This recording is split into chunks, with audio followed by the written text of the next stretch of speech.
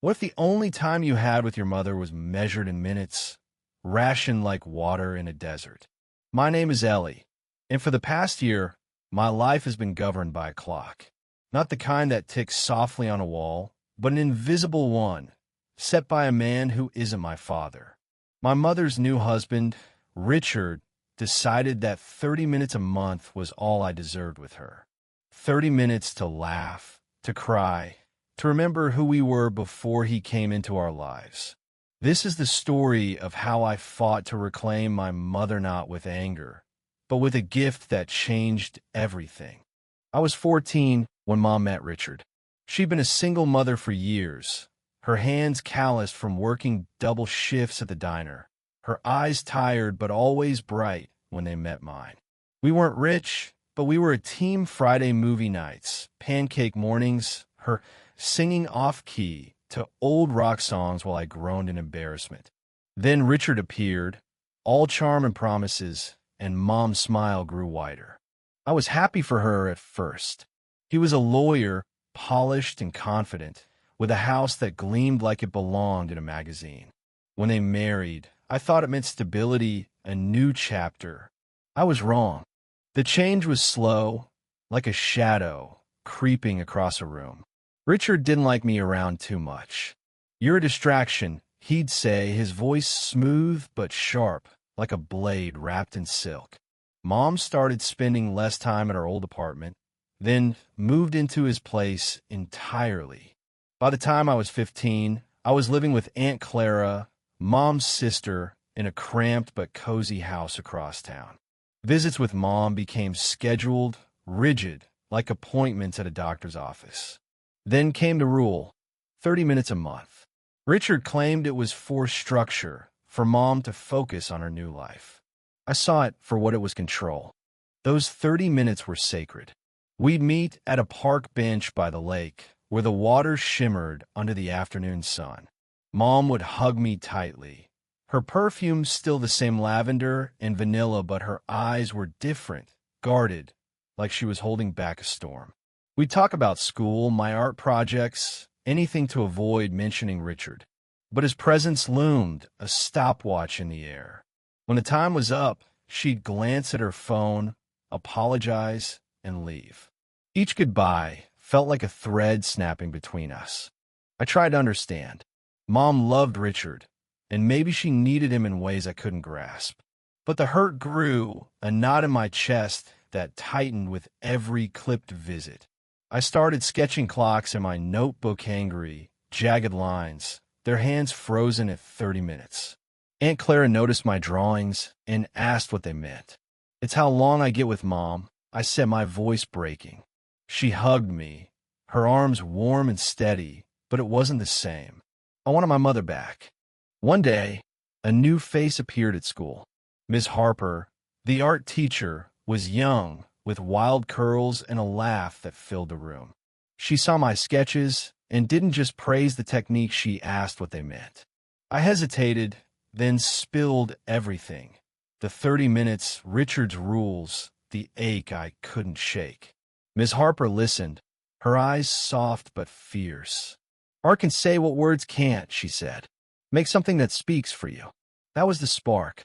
I didn't want to fight Richard with shouts or tears. I wanted to create something undeniable, something that would make Mom see. I spent weeks on the gift. It was a small wooden clock, no bigger than a book, carved and painted by hand. I sanded the wood until it was smooth, painted the face with delicate swirls of blue and gold, colors Mom loved. The hands were set to 30 minutes, but I added an inscription on the back, etched in tiny letters. "Time is ours, not his." I poured my heart into it, every stroke a plea for her to remember who we were. Ms. Harper helped me refine it, suggesting ways to make the colors pop, but the idea was mine. It was more than a clock, it was a mirror, a challenge, a piece of me. The next visit was different. I arrived at the park early, the clock wrapped in brown paper, my heart pounding. Mom sat on the bench, her hands fidgeting, and I wondered if she felt the weight of those 30 minutes too. We talked about small things, me history test, her new garden, but the air felt heavy, like a storm was coming. Then, halfway through, something unexpected happened.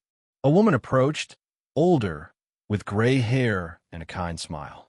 She introduced herself as Linda, Richard's mother, who'd heard about me from Mom.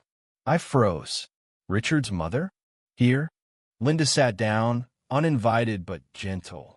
I know my son can be particular, she said, her voice low. But he's not a bad man. He's just afraid of losing her. I stared, unsure how to respond. Mom looked away, her cheeks flushed. Linda's words were a twist I hadn't seen coming. Was Richard's control rooted in fear? Did that justify it? I didn't know, but her presence shifted something in me. It wasn't just about Mom and me anymore. There were layers to this I hadn't understood. When the 30 minutes were nearly up, I handed Mom the package. Open it, I said, my voice steady despite the lump in my throat. She unwrapped it slowly, her fingers trembling. When she saw the clock, her breath caught. She turned it over, read the inscription, and her eyes filled with tears. Ellie, she whispered, I'm so sorry. For the first time in months, she didn't check her phone. She didn't leave when the time was up. We sat there, silent, the clock between us like a heartbeat. Linda watched, her expression unreadable, then quietly excused herself.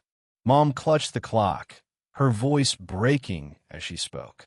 I didn't realize how much this hurt you, she said. I thought I was balancing everything Richard, you me, but I've been losing you. I told her I didn't want to fight Richard, just to have her back. She nodded, tears falling, and promised to talk to him, to set new rules. I didn't know if she could, but for the first time, I felt heard. The clock became our symbol. Mom started calling more, visiting longer. Richard resisted, but Linda, surprisingly, became an ally, nudging him to loosen his grip. It wasn't perfect, change was slow, and some days I still felt the sting of those 30 minutes. But the clock was a reminder. Time isn't something to be rationed. It's something to share, to fight for, to cherish. What began as a rule meant to control us became the spark that set us free. I gave Mom a clock, not to mark the minutes we were allowed, but to show her that love doesn't fit in a schedule. It's messy, endless, and worth every second. And in the end, it wasn't just about reclaiming Mom, it was about teaching myself that I could fight for what matters, one tick at a time.